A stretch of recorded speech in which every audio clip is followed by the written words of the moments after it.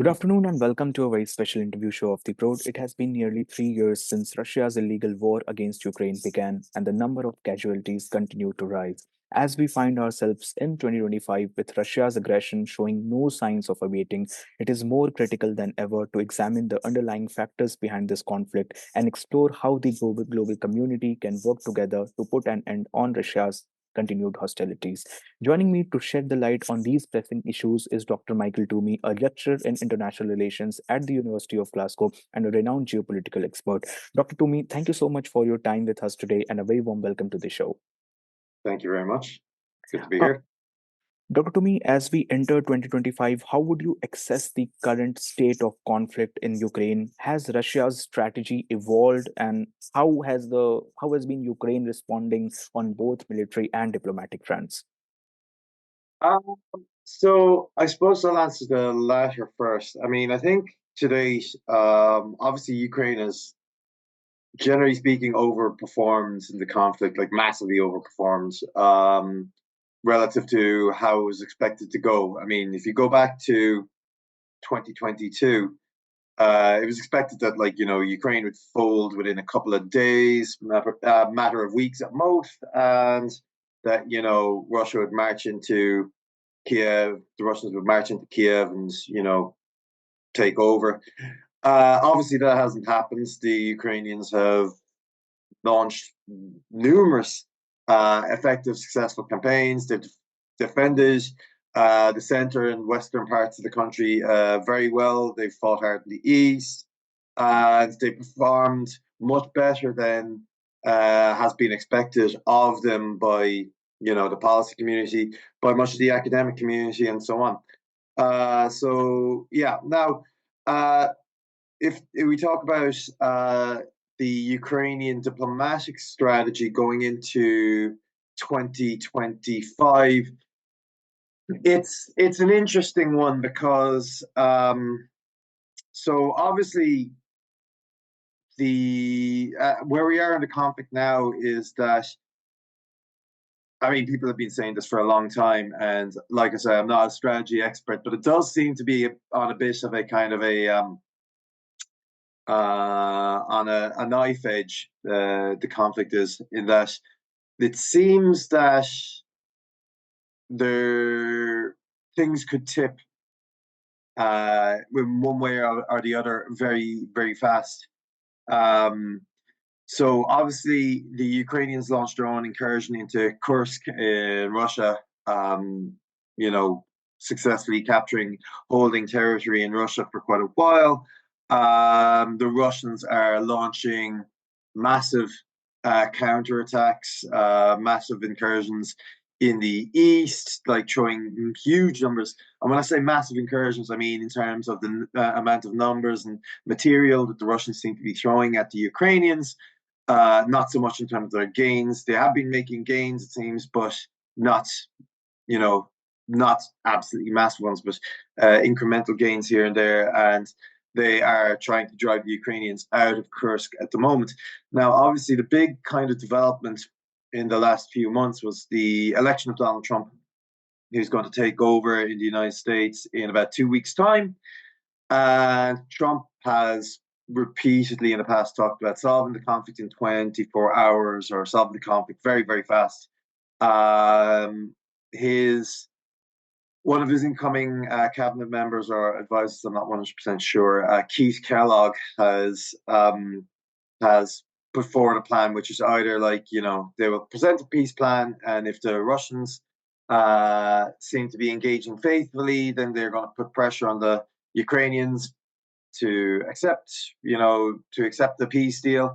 If they feel that the Russians are not engaging faithfully, they've said that they will arm the Ukrainians to the teeth to give them whatever they need to win. So, like I say, what this actually means in terms of how the United States will actually pursue the conflict or actually pursue their approach to the Russians and the Ukrainians, we will have to wait and see. Certainly from reading accounts by Ukrainian soldiers, by Ukrainian officers, even by Ukrainian politicians, Uh, some of them are cautiously optimistic about this. And certainly Zelensky has been doing an awful lot of effort to meet with and engage with the incoming Trump administration to try to kind of nail down their support for the Ukrainians, for the Ukrainian cause. But it's they what the Ukrainian troops and what the Ukrainian officers seem to be saying is that, like, there's a lot of dissatisfaction with the Obama administration, with the Biden administration. They say that, like, they were they didn't take the Russians seriously. They didn't present a credible challenge. With Biden, okay, he provided them with support, but they were drip feeding them. Yeah, drip feeding them to announce a $100 billion package to support the Ukrainians, but then give it to them in small increments with heavy restrictions on what the Ukrainians can do with this. And for the Ukrainians, this has meant that their actual ability to use the stuff to actually win back territory to effectively combat the Russians has been, compromised. They haven't been able to move fast, and by the time that they've actually been able to use these things, oftentimes the Russians will have adjusted, and you get a little bit more stalemate and so on. So the Ukrainians seem to be quite unhappy with this kind of this halting, stuttering support that you saw from the Biden administration, largely because they think that the Biden administration was too worried about escalating and too worried about what Russia would do. So with the Trump administration, they seem to be cautiously optimistic that Trump will, like, give them what they need to win, and then take the brakes off and allow them to actually go and pursue a victory on their terms rather than a victory on Russian terms. Now, that could happen entirely. It's entirely possible. But there is also very much the risk that the United States might come in on day one and say, like, the Russians have offered some peace deal. Oh, they've offered a peace deal. That's a serious peace deal. The Ukrainians have to accept it. Oh, the Ukrainians haven't accepted it. They're not serious about peace. We're cutting off support. And they might, like, Trump has had a tendency in the past, in his previous administration, to accept somewhat very menial gains whilst offering up, very large rewards when dealing with other authoritarians. So, like, with Kim Jong-un, with the North Koreans, he was officially engaging with them, giving them these diplomatic wins that, like, North Korea had sought for a long time, and really not actually gaining very much from the North Koreans in the grand scheme of things. But, like, the optics were that, Trump's reached an agreement with the North Koreans. And the worry is that when dealing with Putin, I'm not going to get into things like Trump's links to Russia or whatever. Very simply, the worry would be that Trump might be willing to accept a peace deal and impose a peace deal on the Ukrainians, which would see Russia fully annex Zaporizhia, Kherson, Donetsk, and Luhansk, as well as Crimea, the entire territory of these four oblasts, and also of Crimea, in exchange for any peace. And this would mean that the Ukrainians giving up even more territory than they've already given up, because obviously the Ukrainians hold a lot of territory in Zaporizhia, in Kherson, and in Luhansk and Donetsk. So this would be the point. That would be the worry, that, like, Trump would force and impose a kind of a weak peace deal on, or at least a peace deal that favored Russia very much on the Ukrainians. Yeah. Again, like I say, time will tell. Yeah. So, what are the key geopolitical factors driving Russia's aggression? How much of this conflict is rooted in Vladimir Putin's vision of Russia's place in the world? What do you have to say on it? Okay, so that's massive. That is a massive thing. So one of the things I study is cultural trauma and how narratives of trauma are elaborated or constructed even by political leaders for political gain for these kind of grand projects. And a lot of how Putin has justified and um, explains, legitimated this war is in terms of like, this project of cultural trauma, restoring Russia to its restoring Russia to its supposedly rightful place as this great dominant empire, and restoring all these countries back into this into Russia. Um, like Putin himself has talked about how the loss of territories after 1990 was a huge, it was a tragedy for Russia and so on. And so when he talked about denazification, which was the original kind of legitimation, the original reason given for invading Ukraine, we need to denazify Ukraine and demilitarize Ukraine. Well, what that literally means is that, like, if you follow the kind of the narratives, what that means is like remove Ukrainian nationhood and forcibly incorporate Ukraine back into Russia.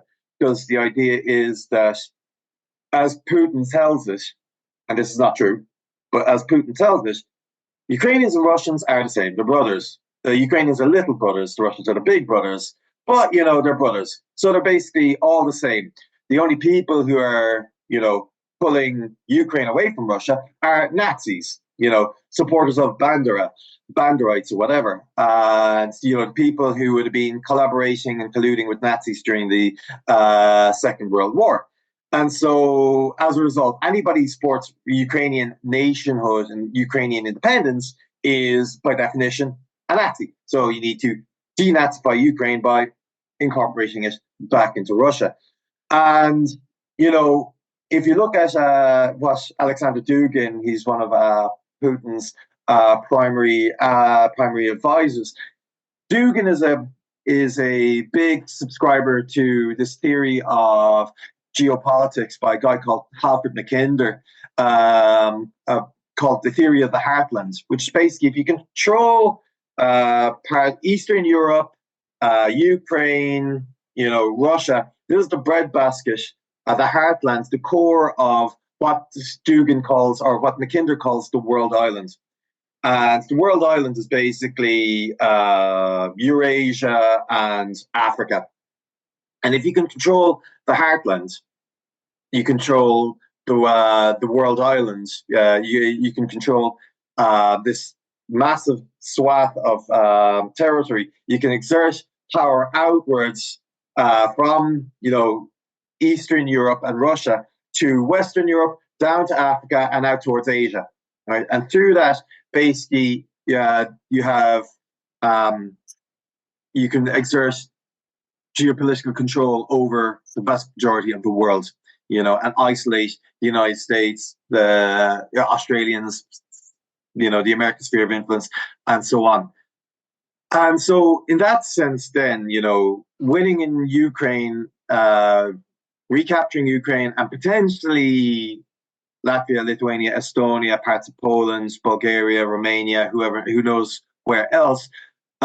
This is all part of not just a project of national renewal, resolving the trauma of the loss of territory and the loss of status that Russia suffered in 1990-1991. That's one part of it, this grand project of national renewal. And also, it's a project for ensuring Russian control over this crucial geographical pivot.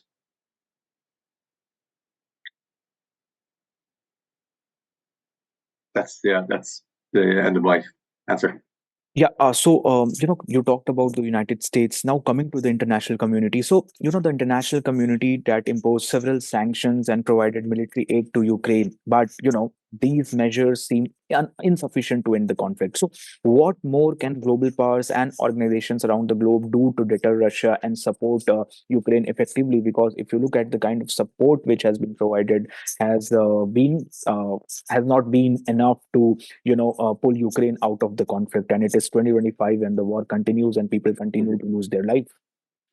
Well, I mean, first things first. I mean, when you're invaded by a country as big and strong as Russia, you're not going to beat them easily. If they and the Russians are pretty much throwing, I wouldn't say everything at the Ukrainians, but they're throwing a hell of a lot at the Ukrainians. So you're not going to beat them easy. You're not going to beat them quickly. Nobody beats the Russians quickly. They're tough. They're tough fighters. And Putin has, they've said that this is their one of their main. Well, obviously, it's one of the most important international affairs, foreign affairs projects. So it was, from a Ukrainian perspective, it was never really likely that they would just destroy the Russians without Russia collapsing.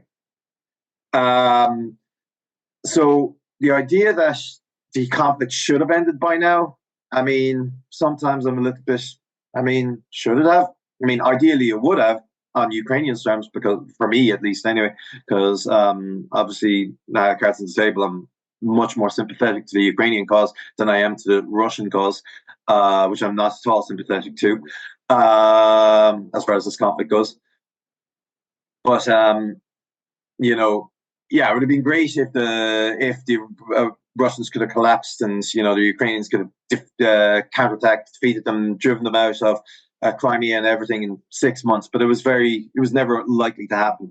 So this conflict was always likely to kind of drag on. Now, what the international community has been, yes, they've been supporting the Ukrainians. They have been providing them with assistance and so on. But like I said before, they've oftentimes been accused, and rightly accused, of dripping them support.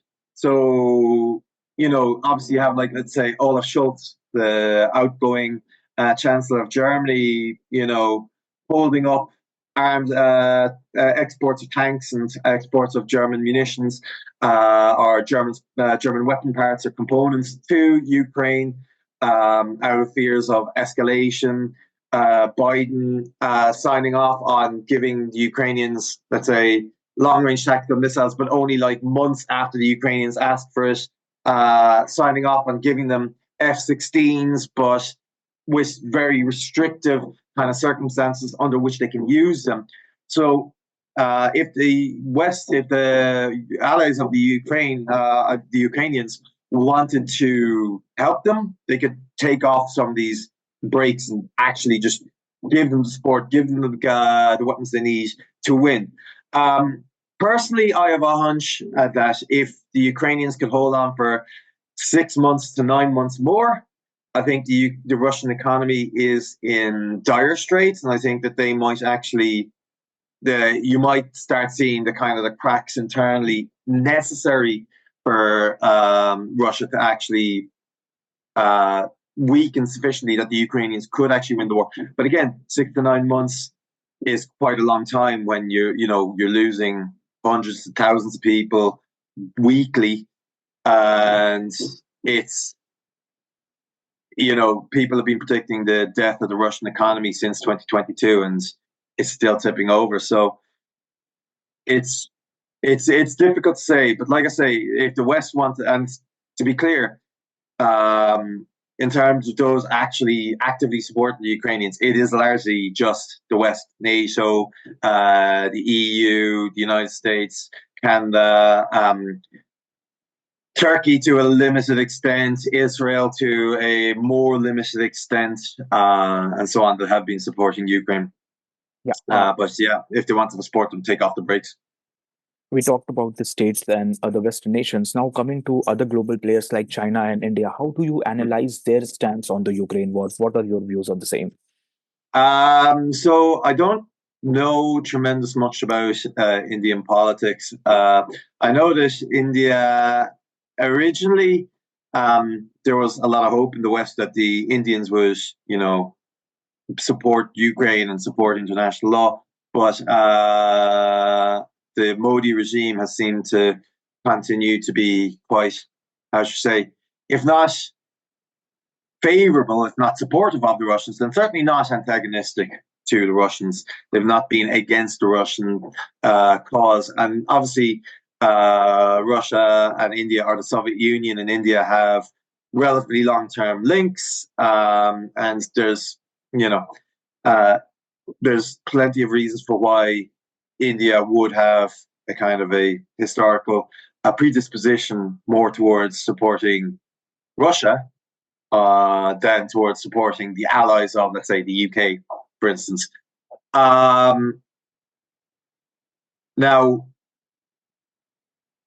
the thing with like India's support for Russia, or maybe not support, but necessarily not opposition to Russia, is that it does potentially contribute to an ongoing, discomfort, I suppose I would say. Like, Indian foreign policy is in this uncomfortable position because, it's a post-colonial country. It was a former colony of the UK. It has that experience, the historic experience of being brutalized by the West. By the same token, India's number one geopolitical rival is and remains China, and that is likely to be a situation that will persist for the very simple reason that they're both massive countries. They both have their own ideas about the world. They neighbor each other, and neither of them is going to be able to. They can't both achieve all their goals simultaneously. So something's got to give, and in that sense, then the Indians will probably require some support from rivals of China at some point in time, if they want to effectively contest Chinese domination in places like Arunachal Pradesh and stuff like that. So they kind of have this. They have this balancing act, and they've been able to manage it so far. How long they're able to manage it going on to the future is another question. Certainly, the West. There are reasons to say that, it would make more sense for India to be more closely aligned with the West, given that India is still to this currently a multi-party democracy. It has a lot more politically in common with the political structures of, let's say, a European country or European democracy, or even the United States, than it has with, let's say, a one-party regime like China, or a kind of an authoritarian state like Russia. But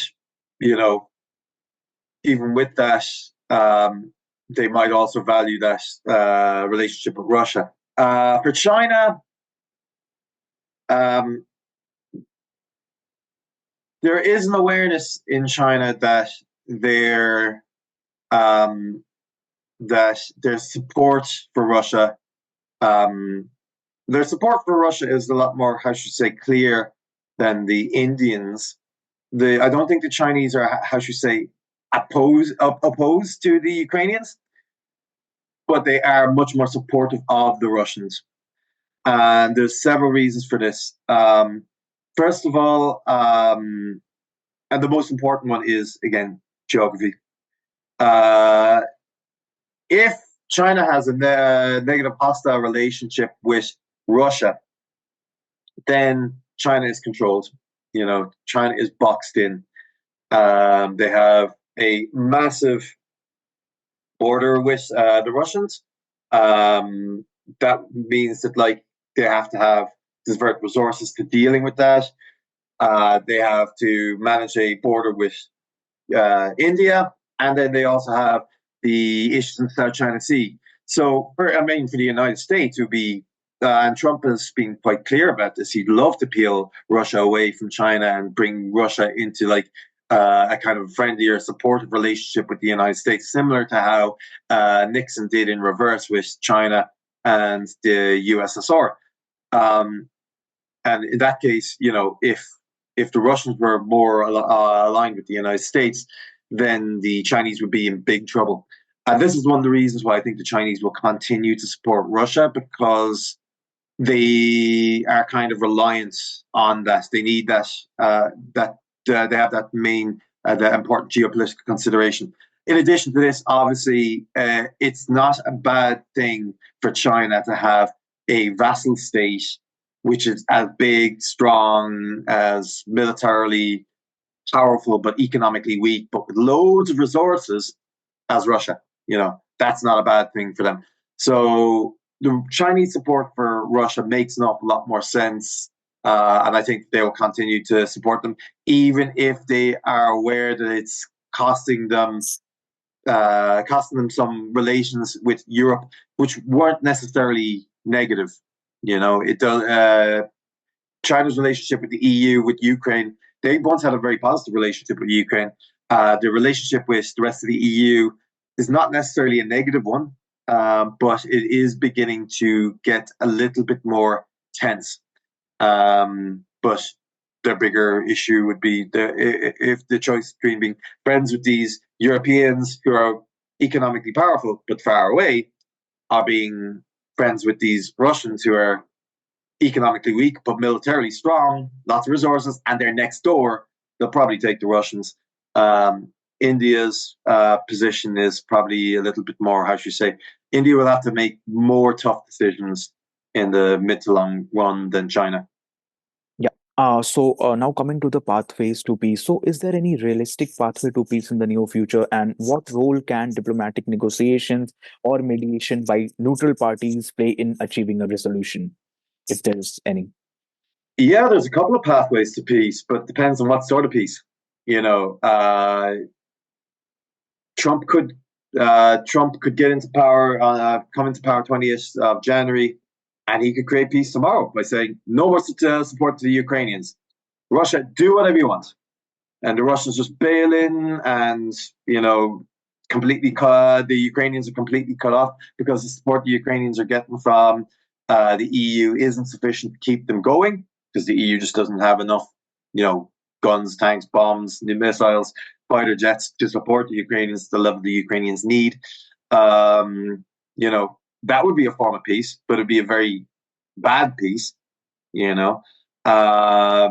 Maybe Trump will sit down, have negotiations, and sign off and giving the four territories, the four oblasts, to the Russians, impose that on the Ukrainians.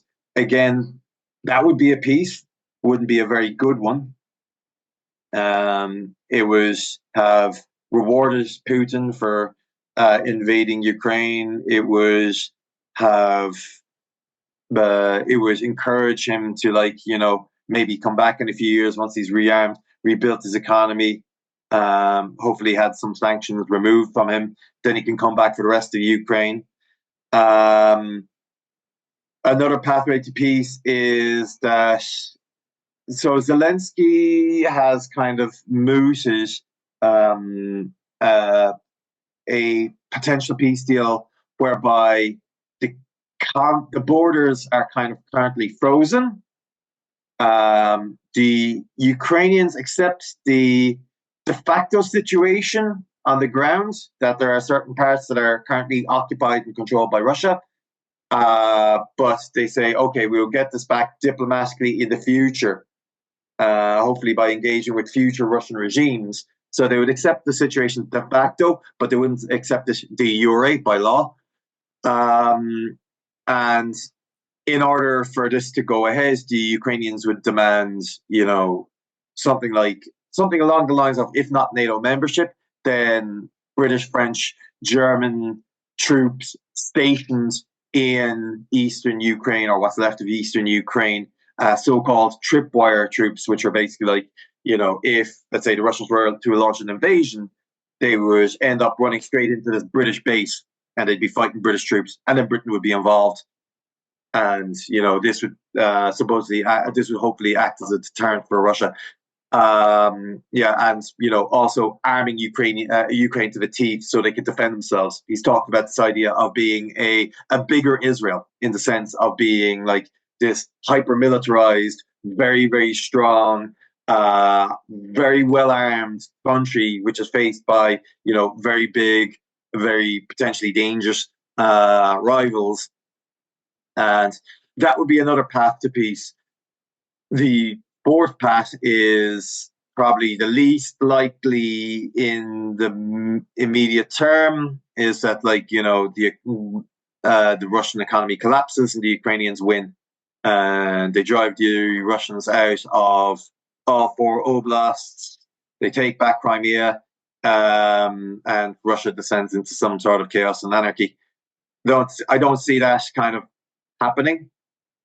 Unfortunately, fortunately or unfortunately, you can possibly edit that fortunately part out. I don't see that happening personally, because it would take a lot. And again, like I said, Russians are tough. You don't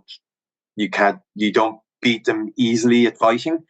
But that would be another kind of pathway to peace. So, like I say, there's four pathways. Russia wins militarily and imposes a peace upon Ukraine by absorbing them back into Russia. Ukraine wins, drives the Russians out. The four oblasts are frozen, formally annexed into Russia. Or the Zelensky plan, which is a kind of a frozen conflict diplomatic solution with hyper-militarized Ukraine. But it all depends on how the Trump administration approaches this in the next couple of weeks. So we'll see. Yeah. Thank you so much, sir, for your insightful perspectives on this pressing issue.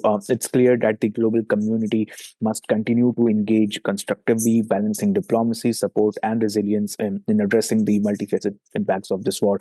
As we move forward, collaboration and dialogue will be key in shaping a more sustainable and equitable future for Ukraine. Thank you so much for being a part of this conversation. No worries. Thank you for having me on. Thank you, sir. Cheers.